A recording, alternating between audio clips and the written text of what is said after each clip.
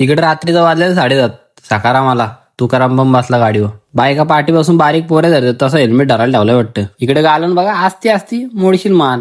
कारण की इकडं काका बघा दिसलं का? हा दिसलं. एक फोटो काढला लगेच तिकडनं मेसेज पडतो. म्हणून बोललो नको हेल्मेट घातलेला बारा. पाला घेताय घे पैसे बी होतील ना? होतील. घेतली पाला. पोचलो ओ केकला. आयला दुकान बंद आहे. पोचलो दुसरीकडे.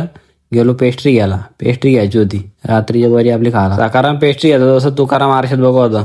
बघ पेस्ट्री घेऊन मी कॉलेजची गणा पोरी बघत गेलो वाडाला लेगला. पोरी तरी कुठं असते रात्रीचे काय तुम्ही मग माणसं आहे काय बोललो त्या वाडाला लेगला. हो बाई बोलतो बस चायनीजला बोललो. बसलो चायनीजला.